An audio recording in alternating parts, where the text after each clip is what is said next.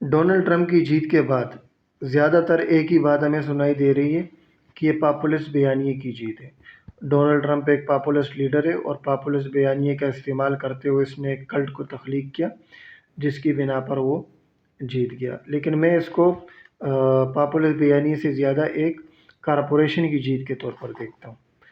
تو کارپوریشن کا میں مختصر سا تعارف آپ کو کرا دیتا ہوں تاکہ آپ کو ایک آئیڈیا ہو جائے۔ جب مغربی ممالک دوسرے ملکوں کو کالونائز کرنے میں لگے ہوئے تھے، جو جیسے فرانس ہو گیا، برطانیہ ہو گیا، اسپین ہو گیا، تو طریقہ کار کیا تھا کہ بہت سے لوگ فنڈز اکٹھے کرتے تھے، ایک بیری بیڑا تیار کرتے تھے اور وہ جا کے کوئی نئی دنیا کھوج نکالتا تھا اور وہاں سے جو سرمایہ اکٹھا ہوتا تھا وہ آپس میں ڈسٹریبیوٹ ہو جاتا تھا۔ یہ ایسی ہے جیسے آج کل ہم اسٹاک ایکسچینج میں شیئر خریدتے ہیں اور جب نفع ہوتا ہے تو ہمارے شیئرز بڑھ جاتے ہیں، جب نقصان ہوتا ہے تو ہمارے شیئرز گر جاتے ہیں۔ تو یہ اسٹاک ایکسچینج کی ایک سادہ شکل تھی، یہ ڈیولپ ہو کے اب اسٹاک ایکسچینج ایک ایڈوانس شکل اس نے لے لیا۔ اس میں فرق یہ تھا کہ کیونکہ یہ اتنا ڈیولپ نہیں ہوا تھا تو برطانیہ اس میں آگے اس وجہ سے بڑھ گیا کہ برطانیہ سرمایہ کو تحفظ دیتا تھا۔ اگر آپ نے سرمایہ لگایا ہے اور آپ کا سرمایہ کوئی نہیں دے رہا، کوئی کمپنی مکر گئی آپ کے سرمایہ دینے سے، تو تاج برطانیہ آپ کے سرمایہ کی محافظ تھی اور اگر آپ درخواست دیتے تھے تو وہ اس کا بیری بیڑا ضبط کر کے اور اس کو نیلام کر کے آپ کے پیسے آپ کو لوٹا دیتی تھی۔ اس کے معاملے میں جو فرانس تھا وہ اس کا لو اتنا تگڑا نہیں تھا۔ دوسری بات یہ کہ الٹا وہ آپ سے مزید پیسوں کا بھی تقاضا کرتے تھے کہ بھائی شاہی اخراجات بہت زیادہ ہو گئے تو آپ ذرا مہربانی کرو $500 اور لے آؤ۔ تو سرمایہ کا جو فلو ہے وہ برطانیہ کی طرف زیادہ ہو گیا اور یہی وجہ تھی کہ برطانیہ اس ریس میں بہت آگے نکل گیا۔ اور یہ جو کہا جاتا تھا کہ تاج برطانیہ کی سلطنت میں سورج بھی غروب نہیں ہوتا، تو اس کی وجہ یہی تھی۔ ایسٹ انڈیا کمپنی جو تھی وہ بھی اصل میں ایک کمپنی تھی، ایک کارپوریشن تھی، وہ کوئی گورنمنٹ نہیں تھی۔ برطانیہ نے خود ہندوستانوں کو، یہ بھی بڑی شرم کی بات ہے کہ برطانیہ پہ جو ہندوستان پہ برطانیہ نے قبضہ نہیں کیا تھا، یہ ایسٹ انڈیا کمپنی ایک کارپوریشن تھی، انہوں نے قبضہ کیا تھا۔ یہ تو جب 1857 کی جنگ آزادی میں بغاوت ہوئی تو اس کے بعد برطانوی حکومت نے ایسٹ انڈیا کمپنی کو ٹیک اوور کر دیا۔ لیکن ظاہر ہے وہ جو انویسٹر تھے وہ اتنی جڑیں مضبوط کر چکے تھے کہ وہ برطانیہ میں جا کے اور وہاں سے عنان اقتدار میں جو غلام گردشوں میں پہنچ کے وہاں سے جو ہے نا وہ ڈورے ہلانے لگے۔ تو یہ تو ایک سادہ ایسی مثال تھی۔ ان کا سادہ فلسفہ ہے کہ سرمایہ سے سرمایہ بنانا، اس کو اخلاقیات یا دوسری چیزوں کا ان کا کوئی سروکار نہیں۔ آپ اندازہ لگائیں کہ جب بنگال میں قید سالی پڑی تو یہاں بنگالی، میرا خیال 1870-72 کی بات ہے، یہاں لاکھوں بنگالی بھوکوں مر گئے اور بنگال کا سارا گندم جو ہے وہ انگریز کھا رہے تھے۔ اور جب انگریز پرائم منسٹر یا صدر جو بھی تھے ان سے جب پوچھا گیا تو انہوں نے بڑی حقارت سے کہا کہ یہ بنگالی کیسی قوم ہے، اس قابل ہی نہیں ہے، تو خالی خرگوشوں کی طرح بچے ہی پیدا کرتے ہیں، ان میں کوئی شعور ہے نہ اور کچھ ہے ان میں۔ اتنی حقارت سے وہ دیکھتے تھے اور اپنے ملکوں میں انہوں نے بڑا قانون کو مینٹین کیا ہوا ہے اور آپ کو اخلاق کی بھی بڑی باتیں کرتے ہیں اور آپ کو انسانی حقوق کی بھی بڑی باتیں کرتے ہیں۔ اس کی وجہ یہ ہے کہ یہ چیز ان کو سوٹ کرتا ہے۔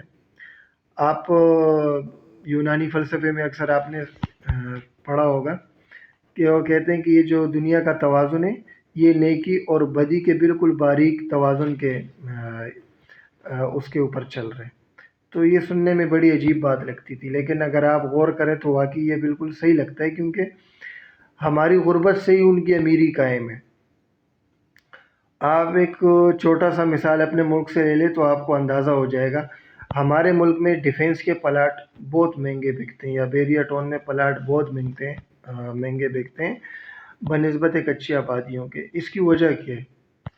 سادہ سی وجہ یہ ہے کہ ڈیفینس میں جو سہولتیں آپ کو ملتی ہیں، دیکھیں نہ وہاں چوری ہوتی ہے، نہ سنیچنگ ہوتی ہے، نہ وہاں لائٹ جاتی ہے، نہ وہاں کوئی دہشت گردی کا خطرہ ہے، پانی، بجلی، گیس، ہر چیز کی سہولت آپ کو مل رہی ہے وہاں پر۔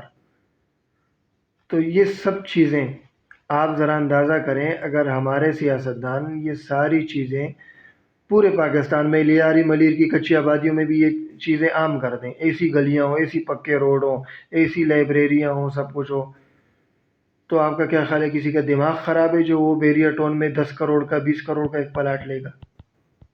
نہیں لے گا نا، جب اپنا بندہ اپنے علاقے میں خوش ہے تو ان کی مارکیٹ ساری کریش ہو جائے گی. تو ان کی امیری جو ہے نا ہماری غریبی کے اوپر قائم ہے. تو یہ ہمارے ملک میں چھوٹے چھوٹے امریکہ اور برطانیہ بنے ہوئے ہیں تاکہ ان کی یہ سلطنت قائم رہے. اب کوئی ایسا بندہ ہوتا ہے وہ اتنا بڑا بھنڈ مار لیتا ہے کہ ان کی چھوٹی برطانیہ میں اور امریکہ میں پناہ نہیں ملتی، تو پھر وہ ویزا کٹوا کے سیدھا بڑے امریکہ اور برطانیہ میں چلا جاتا ہے. تو یہ کارپوریشن کو اس سے کوئی غرض نہیں ہے کہ وہ، اور کارپوریشن کا ایک وجود کیا ہے وہ بھی بڑے مزے کی کہانی ہے. وہ ہراری کی زبان میں وہ کہتے ہیں کہ جب ایک شخص مخصوص کپڑے پہن کر اور مخصوص قلم سے مخصوص کاغذ کے اوپر حکومت کے جاری کردہ مخصوص الفاظ سے چند فقرے لکھتا ہے بالکل ٹھیک وقت کے اوپر، اور جب وہ جج کے سامنے پیش کرتا ہے اور جج اس کے سارے نقص دور کر کے اس پہ سگنیچر کر کے اور جب ہتھوڑا مار کے آرڈر کا اعلان کرتا ہے تو ایک کارپوریشن وجود میں آ جاتی ہے، عدم سے وجود میں آ جاتی ہے. اب کارپوریشن کی فنکاری آپ دیکھیں کہ یہ فلسفے کی بحث ہے یہ، لیکن کارپوریشن کا اپنا کوئی وجود نہیں ہے. یعنی آپ سے ایک میں سادہ سوال کرتا ہوں کہ میں آپ کو بولتا ہوں کہ ایپل کمپنی جو ہے یہ کہاں پر ہے، تو آپ کیا جواب دو گے؟ آپ بولو گے امریکہ میں. آپ نیٹ پہ سرچ کرو گے، آپ بولو گے کہ امریکہ میں فلانی جگہ پہ، تو وہ تو اس کا ہیڈ آفس ہے. ٹھیک ہے، کمپنی کہاں پر ہے؟ آپ بولو گے کہ چائنا میں ایک بہت بڑی عمارت ہے وہاں پہ آئی فون بنتے ہیں، تو وہ تو ان کا مینوفیکچرنگ پلانٹ ہے. آپ اگر ان کا مالک کا میں آپ کو پوچھو، آپ کو اس کو مالک کا ہی نہیں پتہ ہوگا. پورا بورڈ آف ڈائریکٹر اس کا بیٹھتا ہے. اچھا، آپ پورے بورڈ آف ڈائریکٹر کو آپ نوکری سے نکال دو تو کیا ایپل کمپنی ختم ہو جائے گی؟ دوسرے ڈائریکٹر بھرتی کر لیں گے وہ. اچھا، اگر اس کا مینوفیکچرنگ پلانٹ تباہ ہو جائے تو کیا ایپل کمپنی ختم ہو جائے گی؟ اگر سارے ایپل موبائل سارے نکال دیے جائیں تو کیا ختم ہو جائے گی؟ آپ اس سے اندازہ کریں کہ اگر ایپل کا کوئی آئی فون کسی کے ہاتھ میں پھٹ گیا اور خدا نخواستہ اس کو کوئی انجری ہو گئی، آپ کس کے اوپر کیس کریں گے؟ کس بندے کے اوپر آپ کیس کریں گے؟ آپ ایپل کمپنی کے اوپر کیس کریں گے. کون سی ایپل کمپنی جس کا کوئی وجود ہی نہیں ہے؟ تو کارپوریشن اس انداز سے کارپوریشن کیا چیز ہے؟ ہمارے ذہن اور سماج کے بیچ میں بس ایک جسے کہتے ہیں فکشن کیریکٹر ہے، یہ خیالی وجود ہے. تو یہ ایک خیالی وجود ہے. اب جو پاپولس لیڈر ہے یہ ایک کہانی ہے، اور یہ ایسی مستحکم کہانی ہوتی ہے کہ جب ساری انسانیت اس پہ یقین کر لیتی ہے تو وہ ایک وجود اختیار کر لیتی ہے جسے خیالی وجود کہا جاتا ہے. تو یہ جو پاپولس لیڈر ہے وہ بھی ہمیں کہانیاں کراتے ہیں، تو جس کہانی پہ ہمیں حقیقت یقین آتا جاتا ہے تو وہ ہمارے لیے حقیقت بنتی جاتی ہے. اصل میں تو ساری کہانیاں ہی ہوتی ہیں یہ. تو میرے حساب سے یہ نہ ٹرمپ کی جیت ہے، نہ پاپولس بیانی کی جیت ہے، یہ کارپوریشنز کی جیت ہے. اور کارپوریشنز کے پیچھے سرمایہ داری نظام ہے جس کو مغرب پوری طرح سے پروٹیکٹ کر رہے. کیوں پروٹیکٹ کر رہے؟ اس کی میں نے آپ کو اساس بتا دی کہ مغرب پورے یقین رکھتا ہے، ایمان رکھتا ہے اس کے اوپر کہ سرمایہ داری نظام کو ہم جتنا تحفظ دیں گے دنیا اتنا آگے بڑھے گی. اب امریکی انتخابات کے اوپر آ جائیں تو کارپوریشنز کیا کرتی تھی؟